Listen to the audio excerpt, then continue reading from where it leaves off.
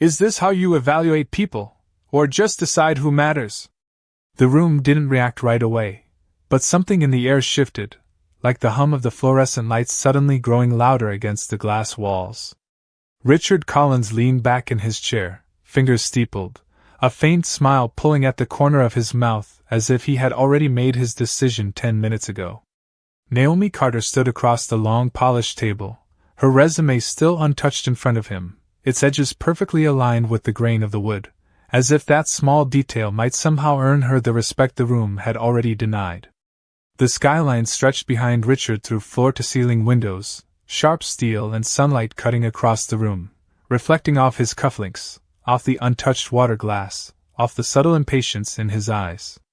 "We're looking for someone who fits the culture here," he said, voice smooth, rehearsed, practiced enough to sound polite while meaning something else entirely.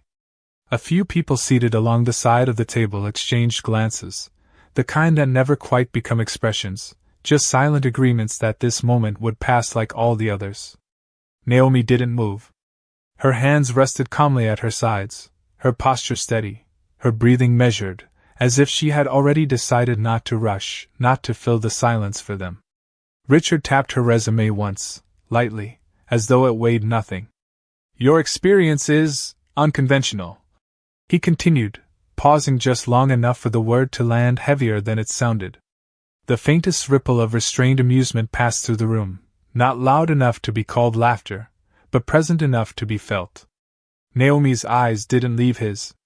She noticed everything, the slight tightening of his jaw when he thought he was being generous, the way one panelist avoided eye contact altogether, the reflection of her own silhouette in the glass behind him, small but unshaken. "And you think that's a risk?" she asked quietly. The question hung there, simple, but it carried something deeper, something that didn't ask for permission to exist. Richard tilted his head, considering her now, not as a candidate, but as a disruption. "We prefer predictability," he said. Outside, a siren passed somewhere far below, muffled by the height, by the insulation, by the illusion of distance from consequences. Naomi nodded once, absorbing the answer without reacting to it. She glanced briefly at the folder on the table, the company's materials, the carefully printed values, the promises written in bold type that felt almost ornamental in this room. Then she looked back at him. "Interesting," she said, her voice steady, almost reflective, like she was taking note of something rather than defending herself. Richard's smile returned, sharper this time, confident that the conversation had already ended in his favor. "Do you have anything else you'd like to add before we wrap this up?" he asked, already reaching for the next file, already moving on. Naomi let a second pass. Just one.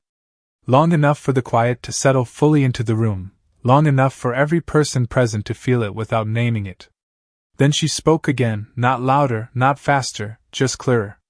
"No," she said. "I think I've seen enough." And for the briefest moment, no one in the room could explain why that answer didn't sound like a rejection, but like a conclusion.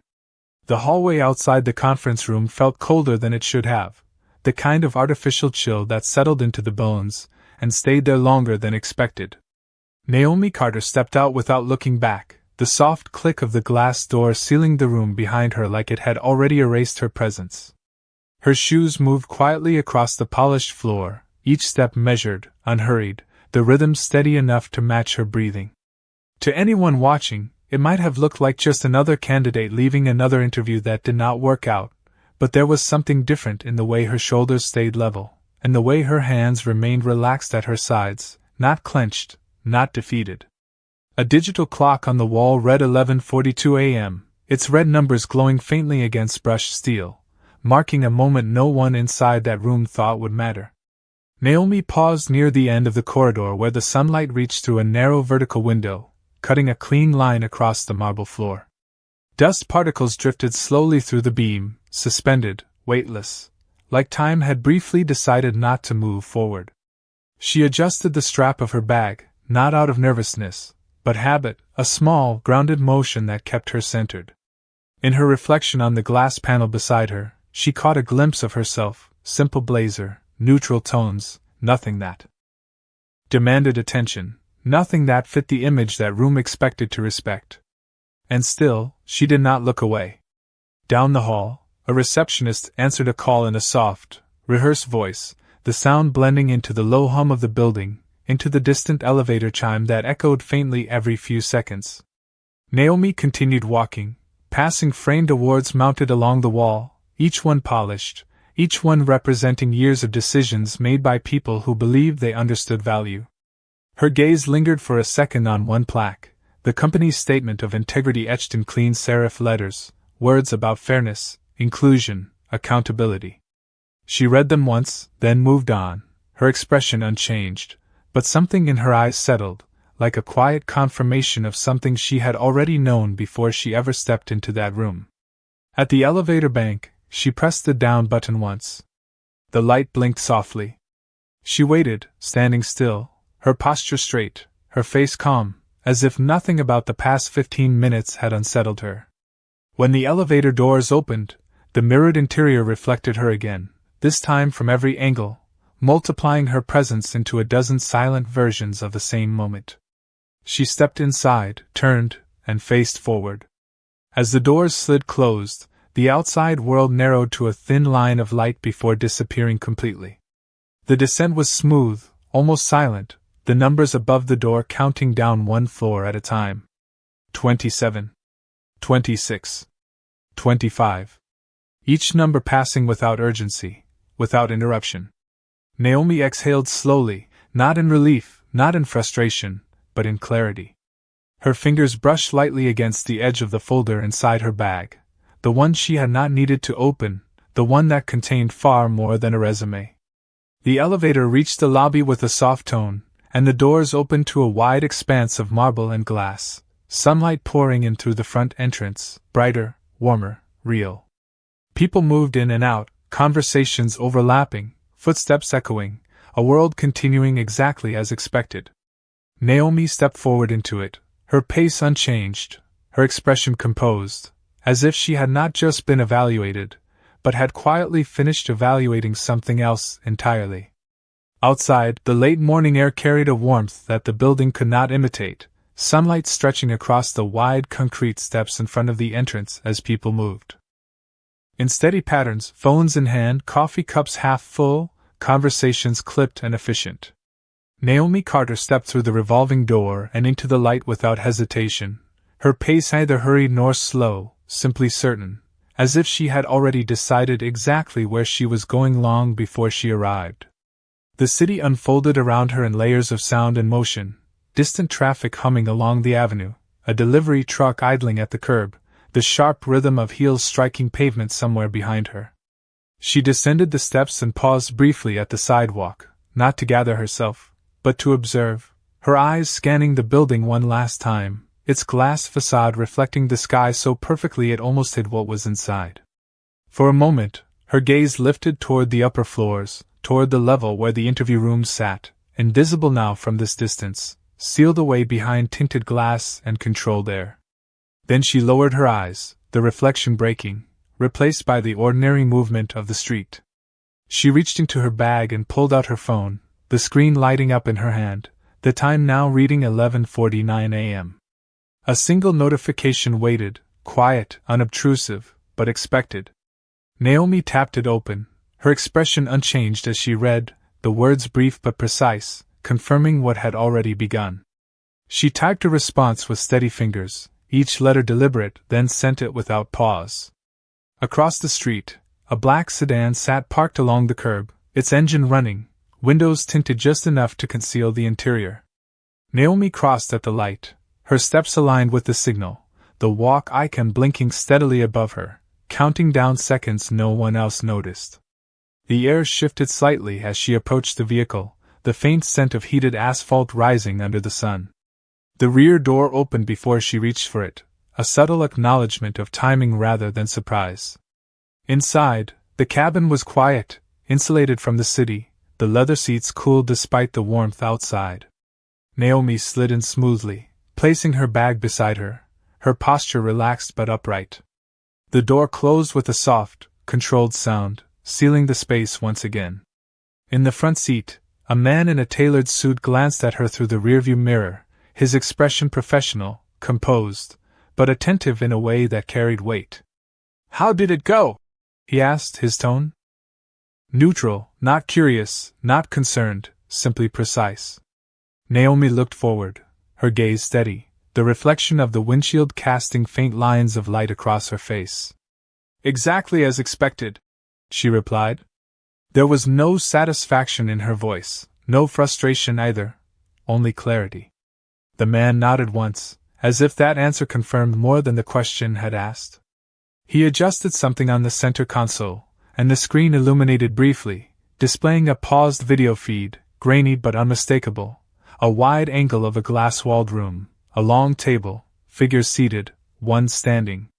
Naomi's eyes flicked to it for a fraction of a second, enough to recognize the moment frozen in place, then returned forward. The car eased away from the curb, merging into traffic with smooth precision, the city moving around them as if nothing had shifted.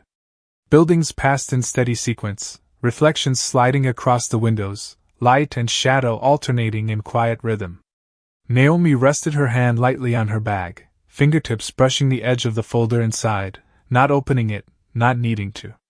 Somewhere behind them, high above the street, a room remained unchanged, conversations continuing, decisions already made, unaware that the moment they had just dismissed was already moving forward, already carrying consequences that would not announce themselves until it was far too late to reconsider.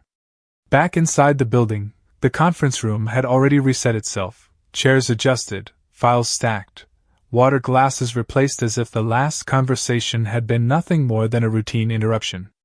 Richard Collins stood near the head of the table, flipping through the next candidate's resume with the same detached efficiency, his expression unchanged, his posture relaxed in the quiet confidence of someone who believed the outcome of every interaction was his to control.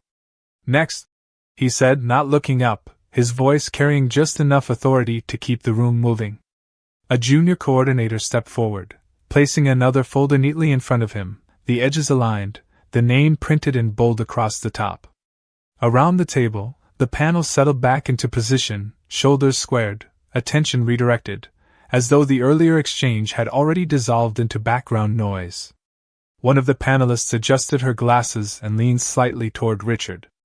"She was different," she said, choosing the word carefully, her tone neutral but edged with uncertainty. Richard gave a short, dismissive breath, not quite a laugh, not quite a response. "We are not here to take risks," he replied, tapping the new resume once before opening it. The room accepted that answer without challenge, the silence that followed not empty, but compliant. Outside the glass walls, the office floor moved with quiet purpose, employees crossing paths, screens glowing, phones lighting up with messages that would be answered and forgotten in the same breath. A large monitor mounted on the far wall displayed the company's internal dashboard, numbers updating in real time, charts shifting slightly with each passing minute, a constant visual reminder of performance, of control, of measured outcomes. Richard glanced at it briefly, more out of habit than concern, then returned his focus to the table. "Let us keep this efficient," he said, straightening the stack of papers, his movements precise, practiced. In the corner of the room, a small camera sat mounted high near the ceiling, its lens angled downward, unobtrusive, part of the standard setup no one paid attention to anymore. Its indicator light remained steady, recording quietly, capturing everything without judgment, without interruption. No one looked at it. No one acknowledged it. It had always been there, and because of that, it had become invisible. Richard leaned forward slightly, scanning the next resume, his brow tightening for a fraction of a second before smoothing out again. "Background seems solid," he murmured, more to himself than to the room. The panel shifted subtly, preparing for another round of questions, another evaluation, another decision that would be made within minutes and then filed away as routine. Yet something lingered, faint but present, in the space Naomi Carter had occupied just moments earlier, not as a memory, but as a quiet imbalance in the room's rhythm, like a note that had not fully resolved. One of the panelists glanced briefly toward the door, then back at the table, dismissing the instinct before it formed into thought. The air conditioning hummed softly overhead, steady, controlled, masking the absence of anything that might disrupt the order they relied on. Richard closed the previous folder and placed it aside, aligning it perfectly with the others, his fingers lingering for just a second longer than necessary before pulling back. "Send the next candidate in," he said, his tone final, certain, unaware that somewhere beyond the glass walls, beyond the floors and the controlled air and the quiet authority of this room, the moment he had just dismissed was already being preserved, already being positioned, already becoming something far larger than an interview that had ended. The car moved steadily through midday traffic, sunlight sliding across the windshield in long, shifting bands as buildings rose and fell along the avenue, their glass surfaces reflecting fragments of the sky. Naomi Carter remained still in the back seat, her gaze forward, her posture composed, as if the motion of the city around her had no effect on the clarity settling inside her. The man in the front seat tapped the screen once more, and the paused image from earlier expanded, filling the display with the wide angle of the conference room, every detail captured from above, every movement preserved without distortion. Richard Collins sat at the head of the table, mid-sentence, his expression controlled, confident, unaware of how clearly his words translated when removed from the room that protected them. Naomi watched for a moment, not reacting, not interrupting, simply observing the way tone and posture revealed more than the words themselves.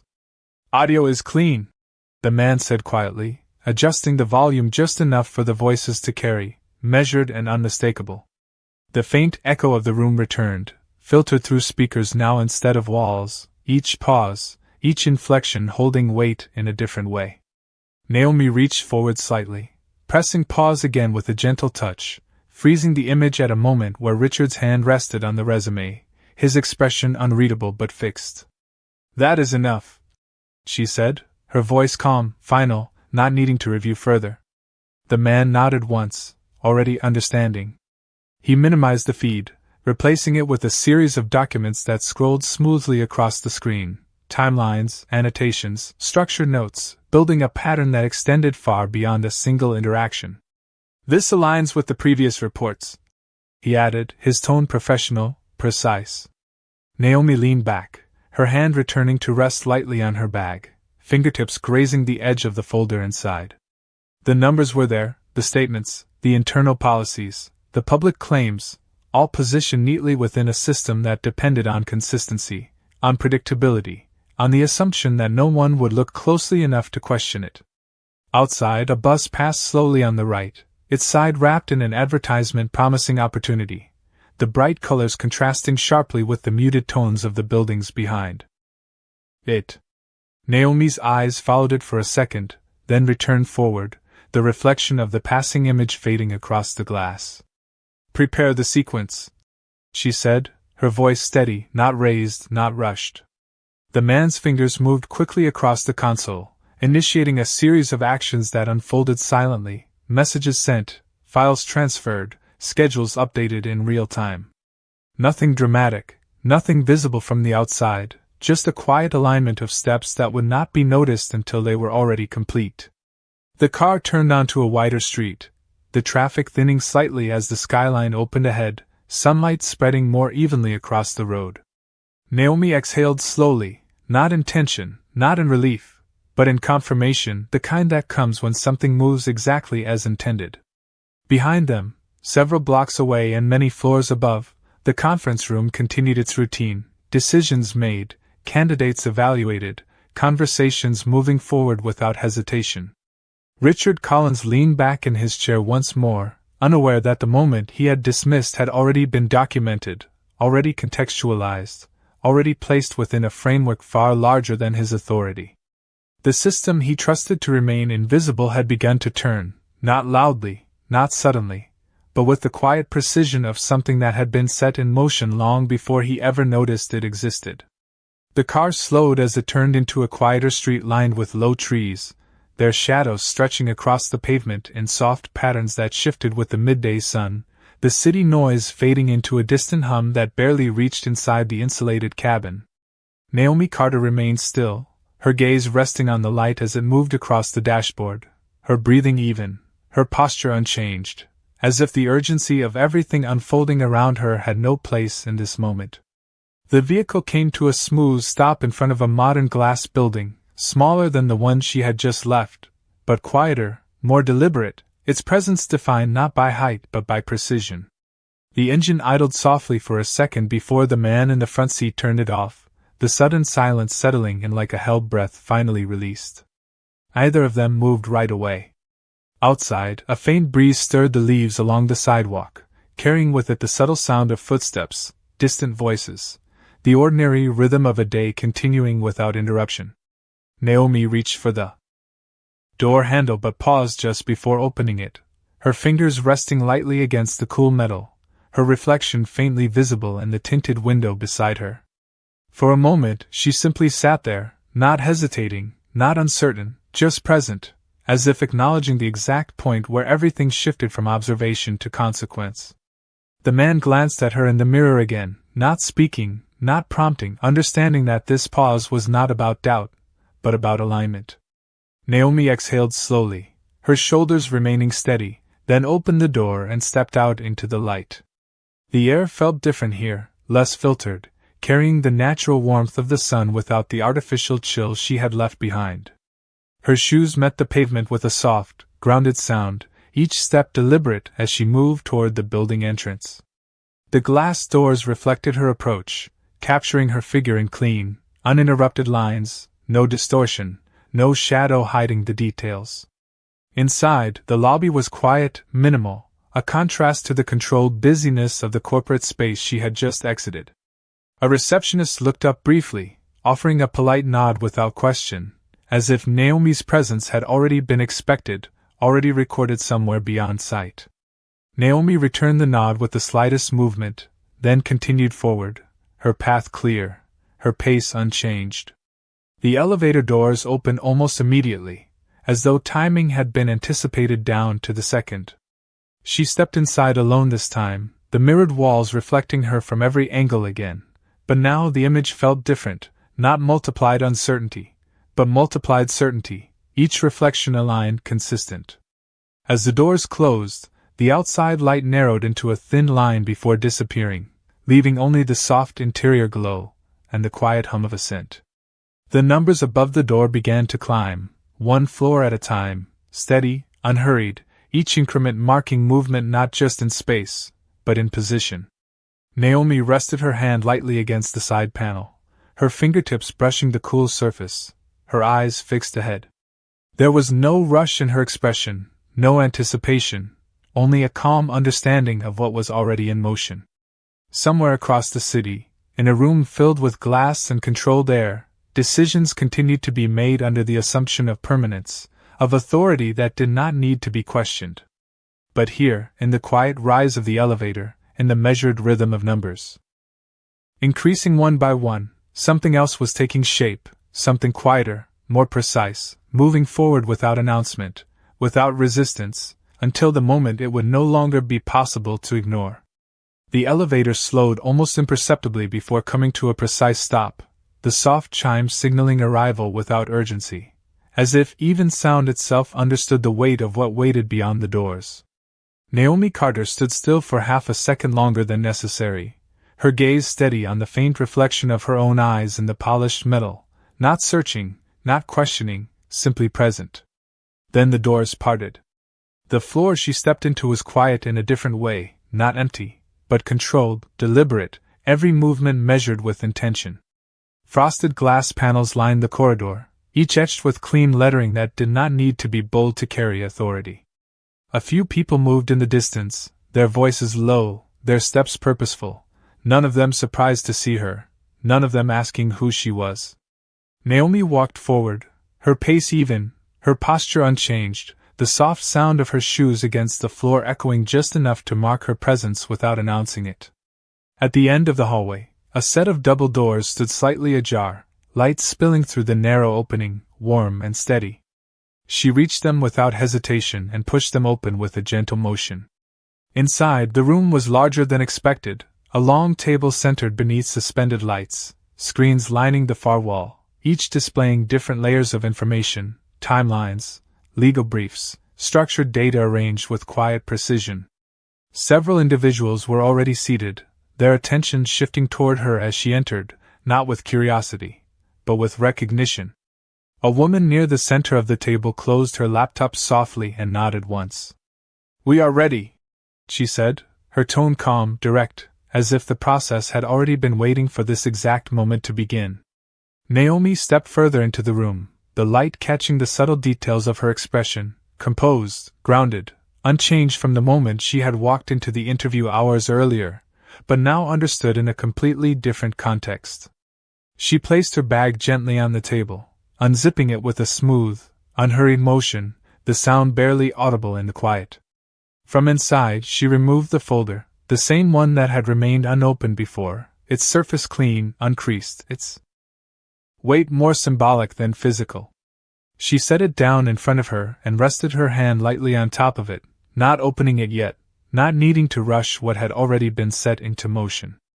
Across the table, one of the screens shifted, the image changing to a pause frame, the same conference room, the same long table, the same moment frozen where Richard Collins sat mid-sentence, unaware of how clearly his words translated outside of that space.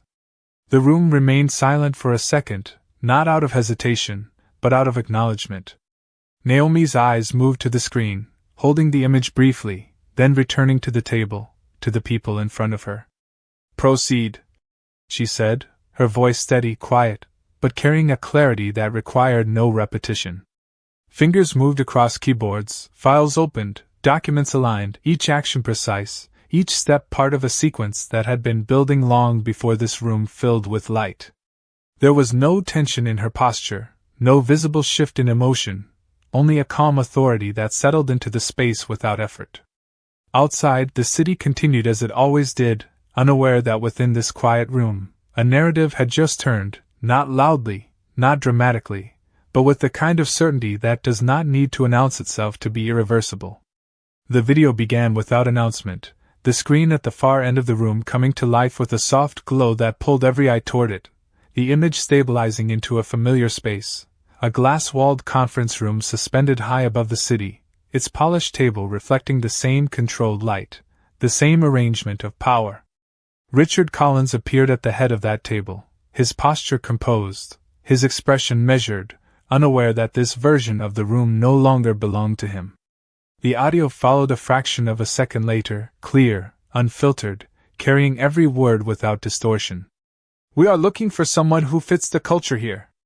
The sentence lingered in the air, stripped of context, its tone exposed in a way that the room it came from had softened. No one in Naomi's room spoke. They did not need to. The sequence continued, each moment unfolding exactly as it had happened, each pause, each glance, each subtle shift of expression preserved with quiet precision. The faint ripple of restrained amusement from the panel became more noticeable now, not louder, but sharper, no longer absorbed by the environment that had normalized it. Naomi stood at the table, her hand resting lightly on the closed folder, her gaze steady on the screen, not reacting, not interrupting, allowing the evidence to speak in its own rhythm. Across from her, one of the legal analysts leaned forward slightly, eyes narrowing just enough to indicate recognition, not surprise, but confirmation. A second clip followed, the angle shifting to capture the moment Naomi asked her question, the simplicity of it cutting cleanly through the polished language of the room. "Is this how you evaluate people, or just decide who matters?" This time, the silence that followed in the recording felt heavier, more defined, the lack of response carrying its own meaning. The screen paused on Richard's face, the subtle tightening of his jaw now unmistakable, the confidence that had filled the room earlier appearing less stable when viewed from this distance. Naomi did not look away. "Timestamp and annotate," someone said quietly from the side, their fingers already moving across a keyboard, marking the moment, aligning it with existing documentation, placing it precisely within a structure that extended far beyond this single exchange. The video resumed, continuing through the final moments, the dismissal, the controlled tone, the quiet assumption of authority that no longer held the same weight outside its original context. When the screen finally went still again, the room remained silent for a brief second, not out of uncertainty, but out of acknowledgement. Naomi reached forward and opened the folder at last, the soft sound of paper against paper barely audible, revealing documents arranged with exacting order, each page aligned, each section tabbed, each detail ready. She turned one page, then another, her movements unhurried, precise, as if time itself had adjusted to her pace. Across the table, the woman who had spoken earlier nodded once, her expression focused. "This completes the sequence," she said, her voice low but certain. Naomi closed the folder gently, resting her hand on top of it again, her posture unchanged, her expression calm, not triumphant, not satisfied, simply resolved. "Then we proceed," she replied. No one questioned the statement. No one needed clarification. Around the room, screens updated, files locked into place, timelines synchronized with quiet efficiency, each action part of a larger movement that no longer depended on what had happened in that glass-walled room, but on what had now been made visible beyond it. Far away, in a space that still believed itself unchanged, the day continued as planned, unaware that the version of events it relied on had already been reframed, already set into motion in a way that could no longer be contained. The room did not erupt, it did not celebrate, it did not even shift dramatically, it simply settled into a deeper kind of quiet, the kind that follows when something undeniable has already taken its place and no longer needs to be argued. Naomi Carter stood where she had been, her hand resting lightly on the closed folder, her posture unchanged, her presence no longer something to be assessed but something that defined the space itself. Around her, the screens continued their subtle movements, documents locking into final positions, timelines aligning with exact precision, each element now part of a structure that no longer required explanation. No one spoke for several seconds, not because there was nothing to say, but because everything that needed to be understood had already been made clear. The woman at the center of the table glanced once more at the pause frame on the screen, then reached forward and powered it down, the image fading to black without resistance, as if its purpose had been fulfilled the moment it was seen. Naomi's gaze followed the fading light for a brief second, then shifted toward the window at the far end of the room, where the city stretched out in quiet indifference, buildings standing tall, traffic moving steadily, a world continuing without pause. She walked toward the window slowly, her steps measured, the soft sound of her shoes marking each moment without urgency. Sunlight poured through the glass, warmer now, casting long reflections across the floor, catching the edge of her silhouette as she stopped just short of the pane. Her reflection appeared faintly in the glass, layered over the skyline, not obscuring it, but existing alongside it, steady, present, undeniable. Behind her, chairs shifted slightly as people began to gather their materials, not hurried, not tense, simply moving forward, the next steps already understood without needing to be announced. Naomi remained still, her eyes tracing the lines of the city for a moment, the distant movement of cars, the subtle flicker of light across windows, the quiet rhythm of something much larger than any single room. Her breathing stayed even, her shoulders relaxed, as if the weight of what had just unfolded did not press down on her, but instead passed through her, leaving only clarity behind. After a moment, she turned back toward the table, her expression unchanged, her focus grounded. No one asked her what came next. No one needed to. She picked up her bag with a smooth motion, her fingers brushing once more against the edge of the folder, then let it rest naturally at her side. As she walked toward the door, the room remained silent, not out of tension, but out of recognition, the kind that does not require words to be felt. The door opened easily, light from the corridor spilling in, blending with the warmth already present in the room. Naomi stepped through without looking back, her pace steady, her presence leaving behind not an absence, but a shift, subtle and permanent. The door closed softly behind her, the sound barely audible, yet final in a way that echoed longer than any voice could. Inside, the room remained as it was, structured, controlled, prepared, but no longer the same.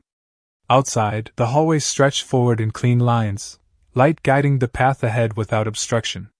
Naomi moved along it without hesitation, her reflection appearing and disappearing in the glass panels beside her, each step carrying the quiet certainty of something that did not need to prove itself anymore.